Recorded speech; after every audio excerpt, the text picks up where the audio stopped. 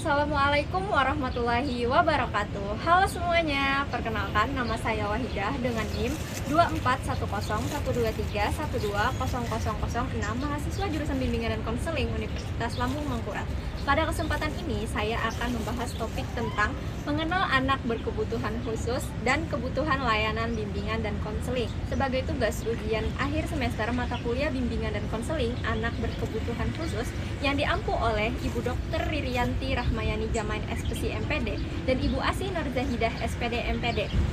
Anak berkebutuhan khusus memerlukan layanan dan pendampingan yang sesuai dengan kebutuhan serta karakteristik yang dimilikinya. Oleh karena itu, pemahaman mengenai kebutuhan mereka menjadi penting agar setiap anak dapat memperoleh dukungan yang tepat.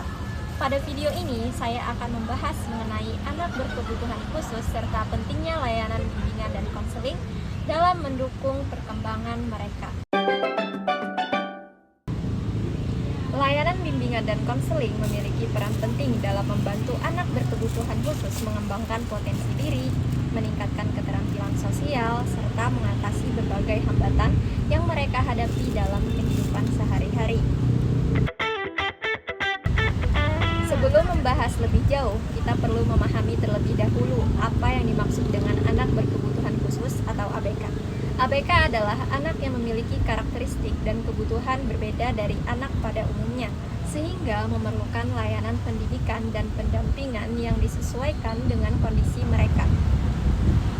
Setiap anak berkebutuhan khusus memiliki karakteristik yang berbeda-beda. Ada yang mengalami hambatan penglihatan, pendengaran, intelektual, fisik atau motorik, maupun gangguan emosi dan perilaku. Oleh karena itu, layanan diberikan juga perlu disesuaikan dengan kebutuhan masing-masing anak.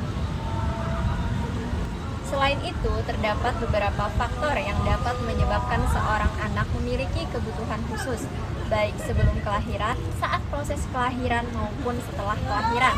Faktor tersebut dapat berupa genetik, infeksi selama kehamilan, kelahiran prematur, kekurangan oksigen saat persalinan, penyakit tertentu, kekurangan gizi, hingga kecelakaan yang mempengaruhi tumbuh kembang anak. Walaupun memiliki kondisi yang berbeda, anak berkebutuhan khusus tetap memiliki kebutuhan perkembangan yang sama dengan anak lainnya, baik dalam aspek fisik, kognitif, sosial, emosional, maupun akademik. Namun dalam kehidupan sehari-hari, mereka sering menghadapi stigma, diskriminasi, perundungan, dan kurangnya pemahaman dari lingkungan sekitar. Oleh karena itu, diperlukan kerjasama dari berbagai pihak, mulai dari guru, orang tua, sekolah, hingga masyarakat untuk menciptakan lingkungan yang aman, nyaman, dan inklusif bagi perkembangan anak. Dalam pelaksanaan layanan BK, kolaborasi tersebut tidak dapat berjalan tanpa dukungan keluarga dan sekolah. Keluarga berperan memberikan dukungan emosional dan pendampingan, sedangkan sekolah menyediakan lingkungan belajar yang mendukung perkembangan anak sesuai kebutuhan dan potensinya. Selain dukungan dari berbagai pihak, strategi pembelajaran juga perlu disesuaikan dengan kemampuan masing-masing anak. Guru dapat melakukan penyesuaian kurikulum menggunakan metode dan media pembelajaran yang bervariasi, serta memberikan pendampingan individual agar anak lebih mudah mengikuti proses belajar. Selain strategi pembelajaran, layanan BK yang dapat diberikan juga beragam, seperti layanan orientasi, informasi, konseling perorangan, bimbingan kelompok, konseling kelompok, konsultasi, dan mediasi.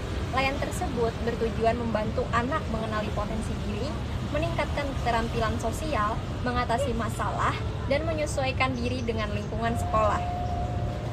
Sebagai contoh, di sekolah inklusif, guru BK dapat memberikan konseling individu kepada siswa yang mengalami kesulitan beradaptasi dan bimbingan kelompok untuk meningkatkan keterampilan sosial. Sementara itu, di SLB atau sekolah luar biasa, layanan BK dapat dilakukan melalui asesmen kebutuhan siswa, konseling individual, konsultasi dengan orang tua, serta kerjasama dengan guru dalam menyusun program pengembangan yang sesuai dengan kemampuan anak. Dari pembahasan yang telah saya sampaikan, dapat dipahami bahwa anak berkebutuhan khusus memiliki karakteristik dan kebutuhan yang beragam, sehingga memerlukan layanan bimbingan dan konseling yang sesuai. Dengan dukungan dari guru, keluarga, sekolah, dan masyarakat, mereka dapat mengembangkan potensi diri. meningkatkan kemandirian, serta mencapai perkembangan yang optimal. Oleh karena itu, mari kita bersama-sama menciptakan lingkungan yang inklusif, menghargai setiap perbedaan, dan memberikan dukungan terbaik bagi anak berkebutuhan khusus. Karena setiap anak memiliki potensi dan kesempatan yang sama untuk meraih masa depan yang lebih baik.